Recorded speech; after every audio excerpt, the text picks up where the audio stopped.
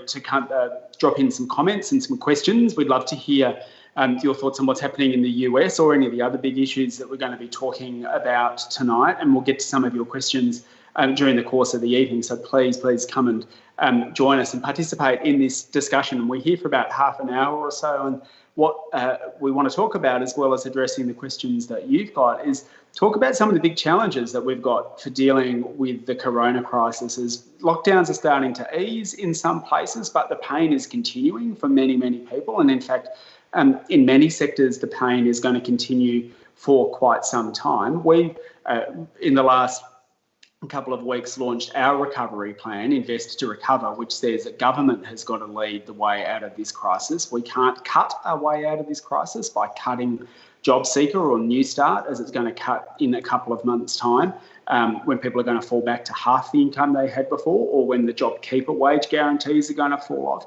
But there are also so many sectors that have just got no government support at all, like the arts sector, that we want to see a big investment to ensure that we restore the arts and creativity in this country. But also basically deciding, well, government has to lead the way out of the crisis. And that's going to involve not cutting, but it's going to involve helping to stimulate the economy by spending to help create the new industries and jobs that Scott Morrison says he wants everyone to get. Well, jobs are being lost right now. He talks about being a job maker, but at the moment he's a job taker.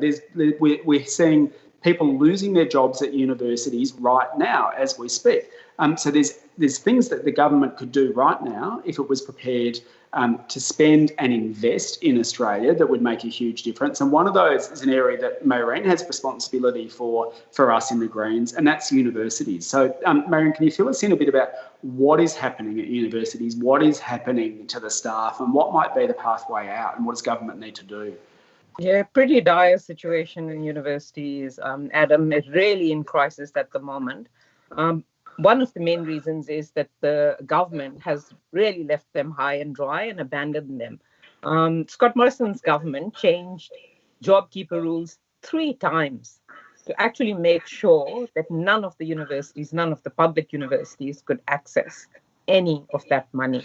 So what we are looking at is 30,000 jobs being lost across Australia in universities. And that's not a theoretical.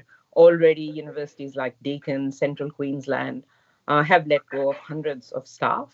And Wollongong University just announced last week that they were merging faculties. They were actually axing faculties, and that more jobs will be lost. And almost every other day we hear of another university where a job will be lost. But apart from the job losses, I do want to talk about the international students as well. So it's the staff of universities and it's the students that are suffering. Hundreds of thousands of international students, again, have been completely abandoned by this government. And it's heartbreaking and it's really disgraceful on this government's part to, allow students to line up to get food. Like students have gone hungry for weeks is the stories that I am hearing. So this is, as you said earlier, I think, the crisis is terrible and it's going to be ongoing, but it is really a way to look at reimagining some of the things that a lot of us have taken for granted. We really need to look at the university sector and figure out what's the way out of this so that that sector is stronger than it was before. And having worked at the university for many years, I saw how the sector deteriorated in terms of the casualization of workers. Universities now have more staff that are in insecure jobs than in secure jobs. Now, how is that any good for, consistent research or for, students? Can I just say, sorry to interrupt there, Mehreen, but like a lot of people who don't work in the sector might have this idea that universities are this place where it's full of tenured staff and everyone's got a job for life and so on. But the point you're making, the reality is, as I understand it, actually sort of less than a third of people who work at universities are in that ongoing tenured kind of position. It's actually like the norm is increasingly not that. It's casual and insecure work, like in the rest of society, but it's become the norm at universities. That's what you're saying, right? Absolutely. And, and the reason for that is this crazy push for efficiency and, the whole neoliberal frame. And that's what really causing it. And I left to become a politician. I left a tenured job at a university to become a politician, and people thought I was crazy to do that, because it's so bad in university that it's so precious to have a tenured job. And all those people are not getting any support from the government. And really, to come out of the COVID crisis, what we need is good research. What we need is a strong university sector, which can actually help us out of that. So what we are pushing for really is public funding for universities. In the early 90s, about 80% of funding for universities used to come from the government. And that's where we need to get to: public funding, secure jobs, and actually fee-free university for students, and TAFE as well, because we need the training, we need the education, and not just training and education now, but retraining, reskilling, re-education, as things change rapidly with advancing technology. And we need to provide that opportunity for everyone to have access to that, and for us to move forward to a sustainable future. And, I think education should be a right and everyone should be entitled to it.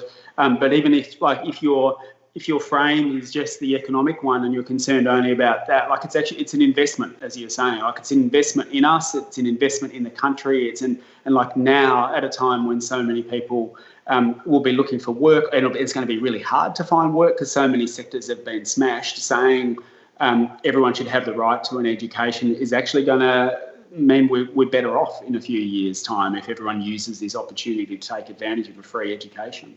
Absolutely. And TAFE and universities can thrive on that as well. This is the time to grow our education sector, not shrink it and undermine it. So there's a crisis in universities at the moment, and we've got to work out a way of dealing with that, and we're pushing to start treating universities like a public good and reinstate the public funding and make sure start to rein in some of that use of that abuse, I guess, of casual employment. But there's also, as we flagged before, a bit of a cliff looming in September, because that's when the government's double New Start payment, or the job seeker payment, runs out in September. Mm-hmm. It's when the support being given to those other sectors, like not universities, but those other sectors for the wage guarantees, that's when that is meant to run out. But also people are going to be facing a number of other crises looming then. Housing's one of those big ones, because we pushed for and got an eviction ban, but that is going to run out soon. And where are people going to be left in a few months' time, when all of a sudden these protections, some of which had holes in them anyway, but when these protections are supposedly meant to be lifted, where are people, with respect to housing and renters in particular, where are they going to be left in a couple of months' time? So the COVID crisis really kind of laid bare the many cracks that we already had in our systems. We were just talking about education as well. I mean, education has been undermined for decades now. And with the crisis, that just became so apparent and exacerbated it. And same with housing. We know that our housing system has been broken for a while. It's been kind of treated as a market rather than a right.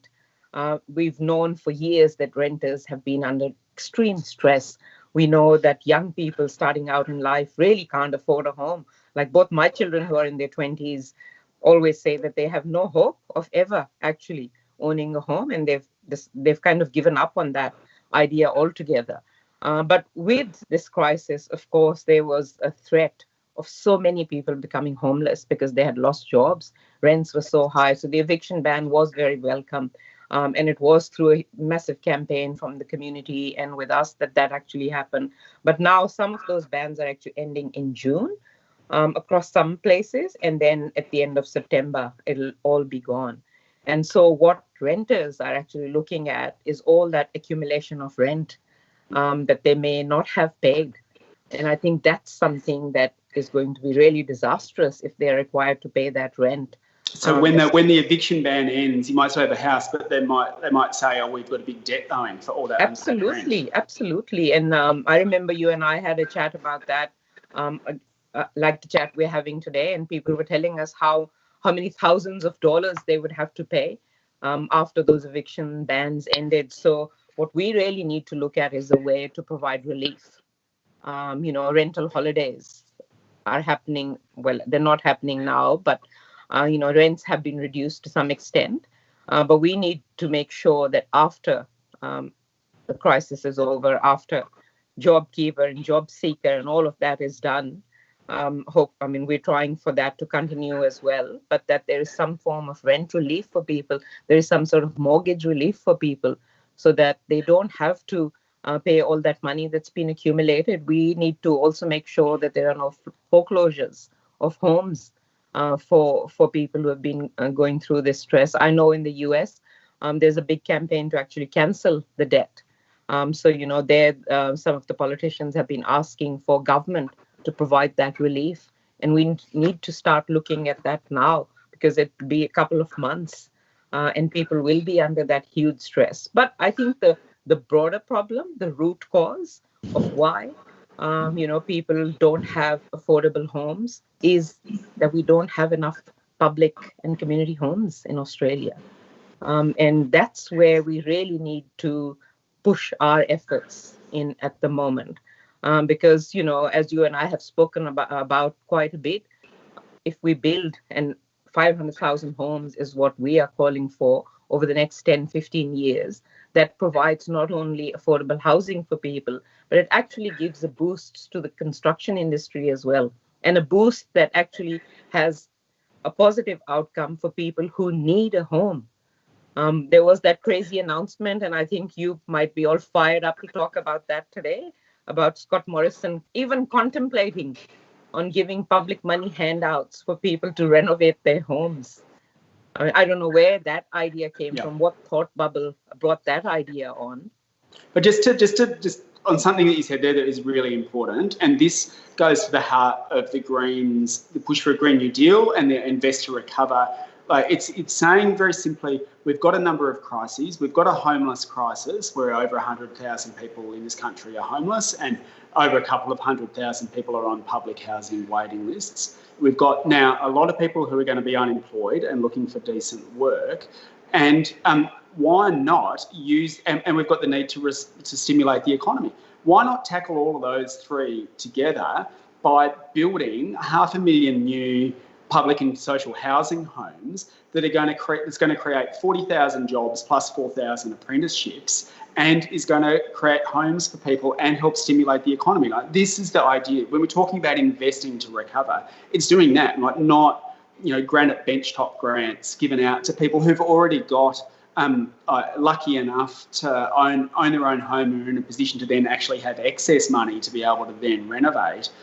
That's good on you if you're able to do that. But there are so many people who can't even get into housing in the first place. And so if you wanted to stimulate the economy and provide jobs for construction workers, let's put a roof over everyone's head at the same time and tackle homelessness. I mean, this is why we're so strongly pushing the Green New Deal and the Invest to Recover plan, and why we think it's the right prescription for the times. But one other cliff that is coming soon, Mehreen, that you've been particularly vocal about is with respect to childcare. I mean, one of the things that's happened in this crisis is that the government has been forced to adopt many of the things that we've been pushing for a while, like free childcare, like an increased level of New Start of unemployment assistance to make sure people are looked after.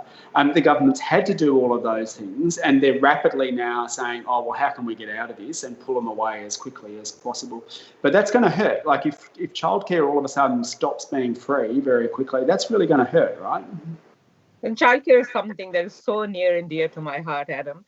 Because when I migrated to Australia from Pakistan, I had a 1-year-old son, and I would not have been able to study or work if I didn't have affordable childcare.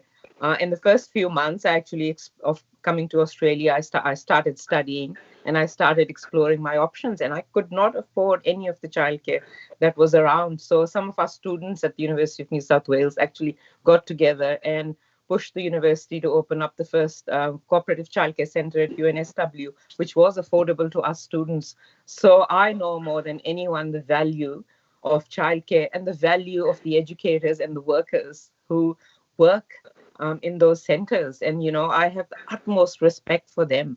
And we need to push for them to be kind of paid well and fairly as well.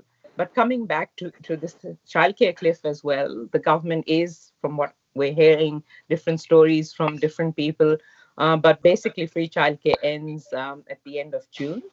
And there's so many people pushing for it to be extended and expanded. And for me, it is just an essential service. We look at, schooling, and that's free. So why shouldn't childcare be free? Childcare, early childhood education, schools, and universities and TAFE are part and parcel of the same essential lifelong learning service.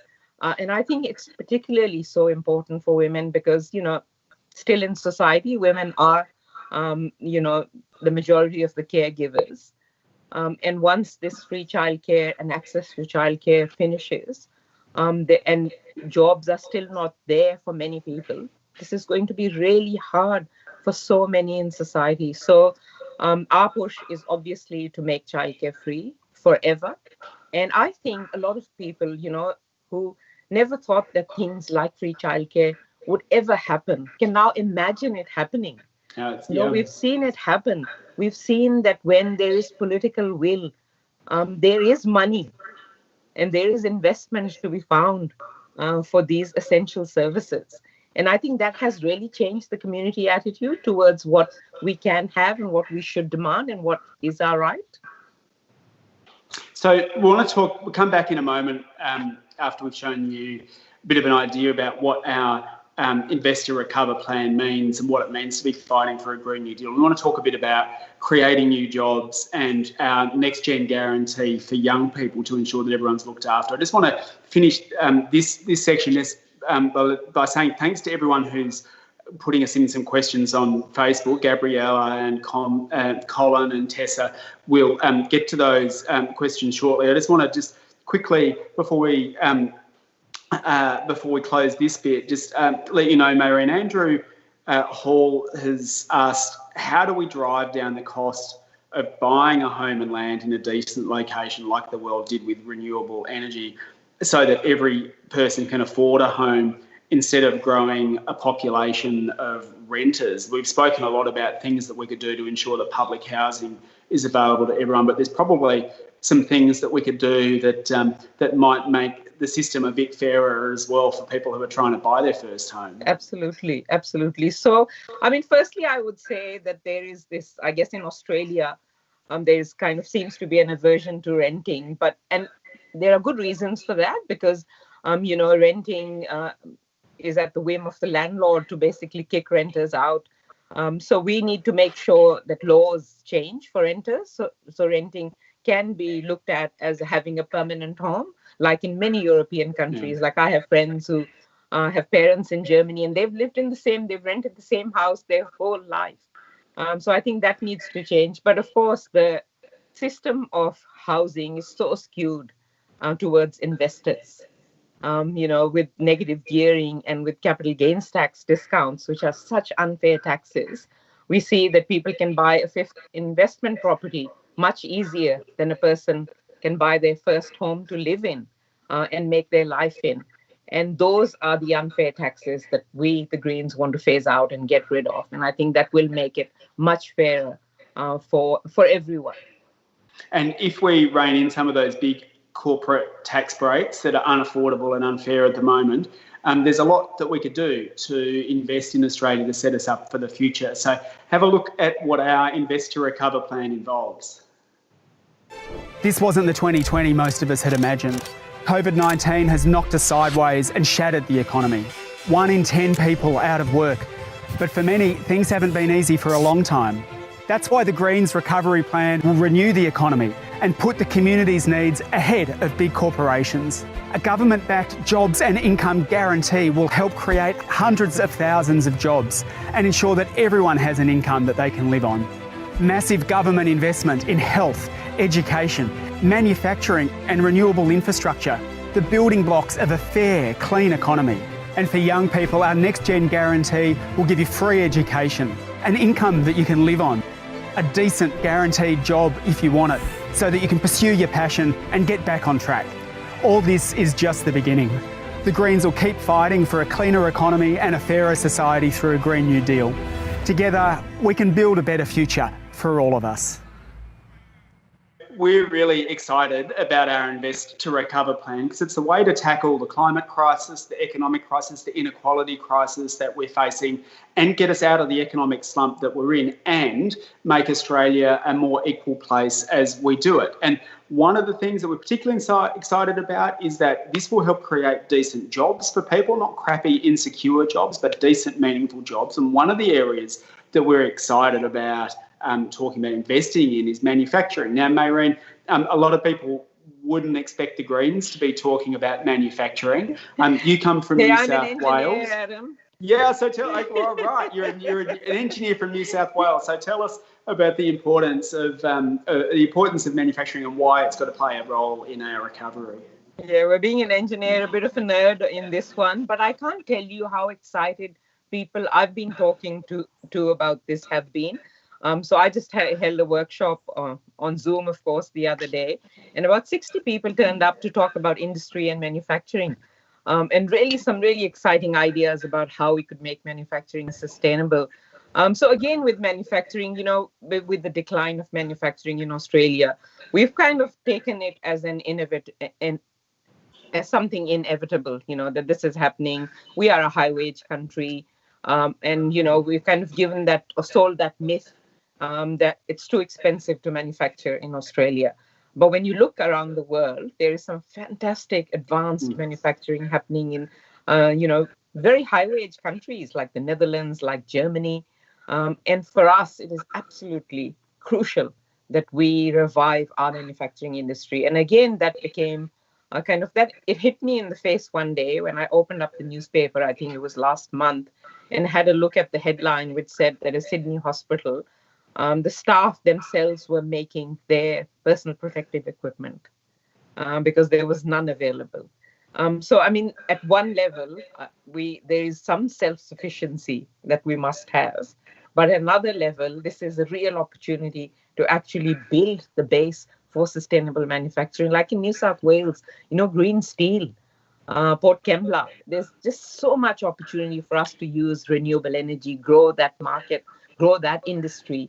People are talking about even exporting renewable energy like hydrogen.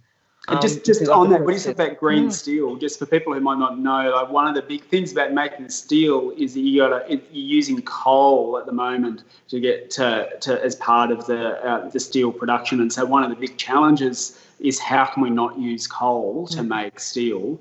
And one of the exciting opportunities is to use hydrogen in the process, and you could make hydrogen basically by using sunlight to split water. And so when we're talking about green steel, we're talking about in places like New South Wales or Queensland saying, well, we're going to use the sun and the wind to create that renewable energy, to create the hydrogen and then create the green steel. And maybe, if we get our act together, instead of digging up our minerals and then just shipping them off and then having to buy it back at expensive and inflated prices, we could be using the iron ore from here and the green steel made in New South Wales to make the rail tracks for high-speed rail that we're going to use up the East Coast, or the wind turbines that we're going to have here. I mean, they're the kind of opportunities that and it's really value-adding rather than digging up and shipping out our minerals. It is really value-adding to a lot of those. There was a lot of discussion.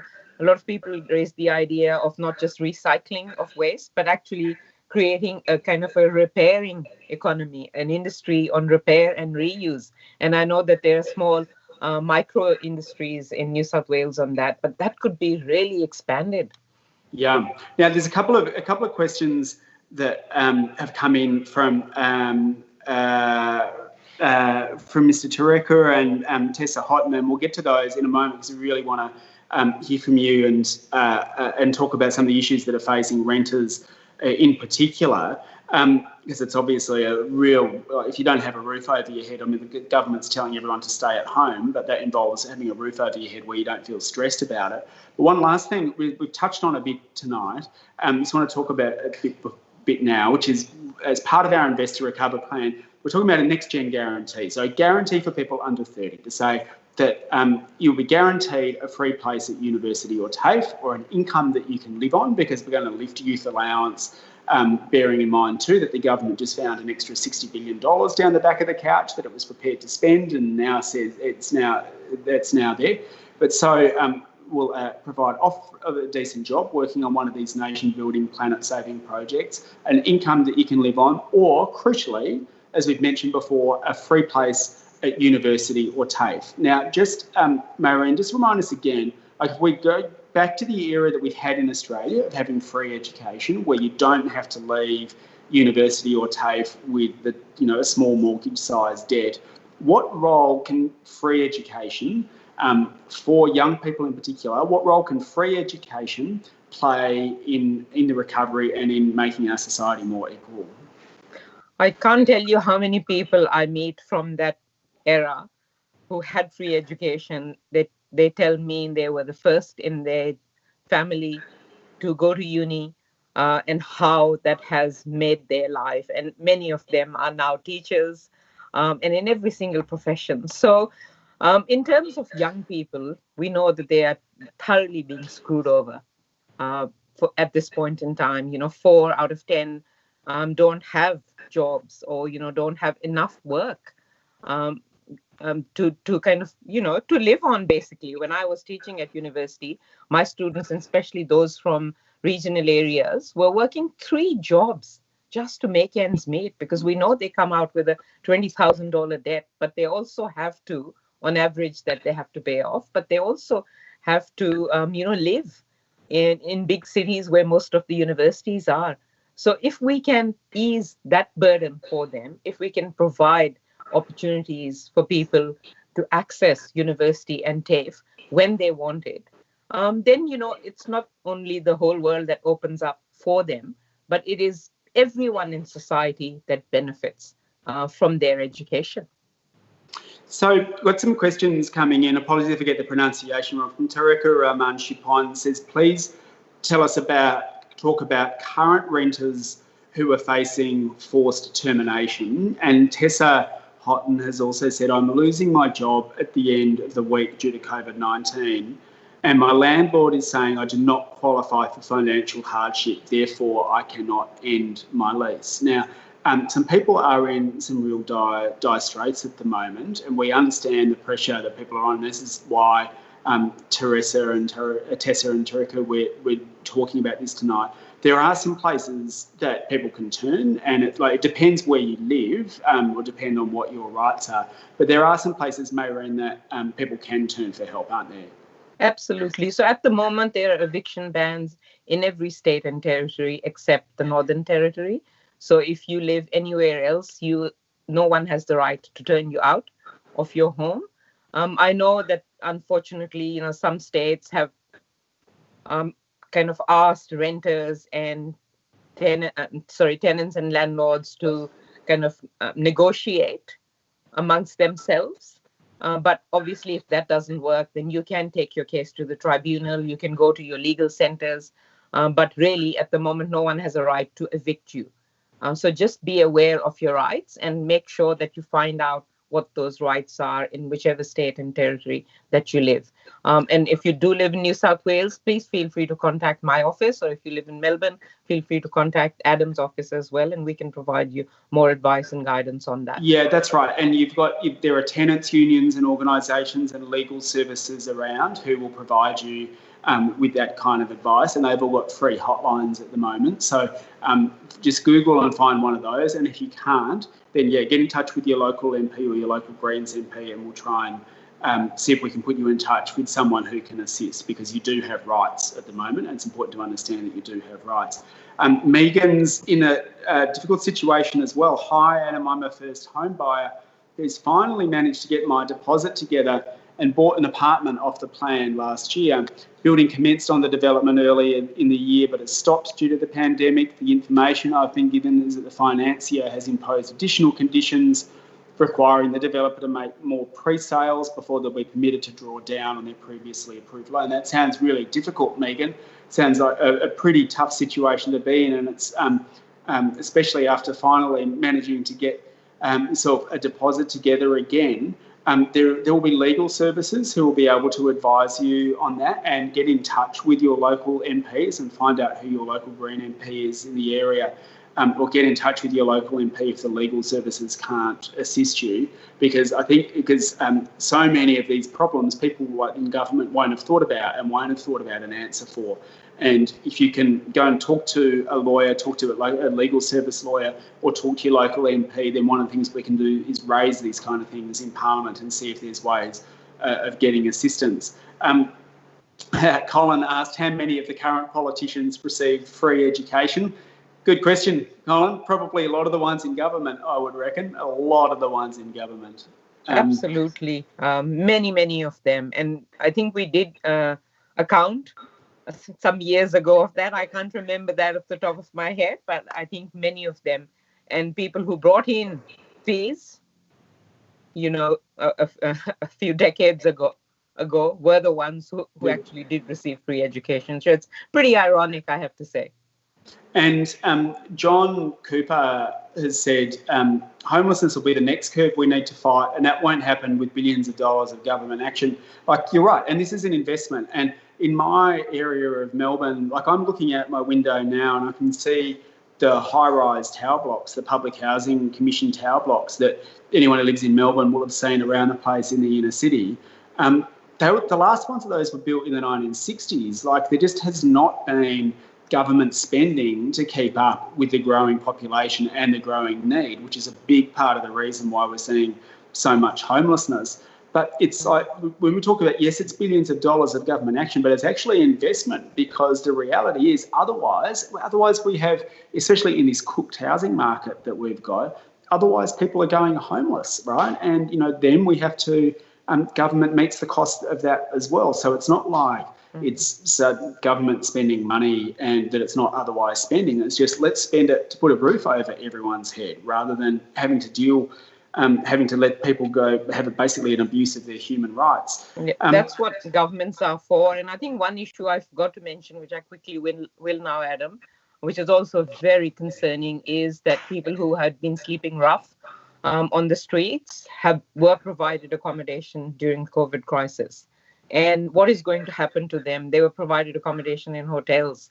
And once, all the funding and support for that ends, we've really got to start thinking about what's going to happen to them. Are they going to be turned out on the streets in the middle of winter? And we've really got to push to make sure that they do have permanent homes. And that's where this plan comes into play as well. It hits so many marks. It's so sensible and it's so positive that is really frustrating when governments are not kind of grabbing it with both hands. So Mary has asked the big question. So Adam, how can we help?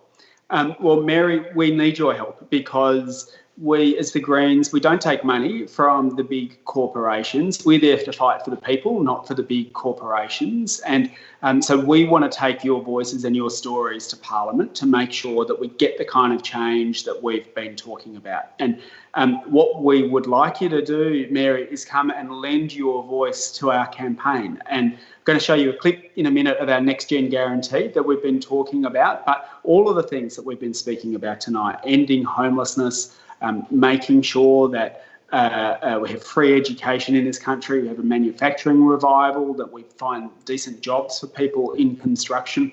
All of those things are about a vision for a country that is more equal and that deals with all the crises that it's facing and that puts the public interest ahead of vested interests. So we're going to need your voices to help do that. Would like you to sign up to be part of the Next Gen Guarantee, greens.org.au/nextgen. There's also another link that should be in the comments. If not, I'll read it now, greens.org.au/protect homes, to make sure that we ensure that everyone has a roof over their head and that everyone is looked after during this crisis. Please come and, if you agree with what you've heard from us tonight, come and sign up, because the debate is on now. What is our way out of this crisis? The restrictions are going to stay in for a while, but the debate is turning to what is the future going to look like, unless we're getting government grabs hold of the steering wheel and says the recovery has to be one where we look after everyone, unless we do that, the government and Labor are just saying cut welfare payments to people, and they're saying as if that's the answer. Well, that's not going to be the answer.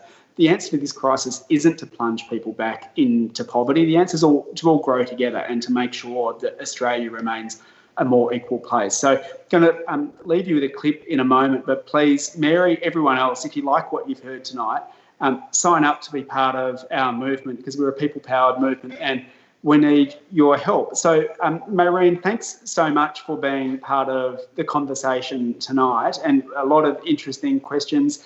Some final thoughts and some final reflections as to where to next and what's at stake and what it could mean to for everyone to join this fight.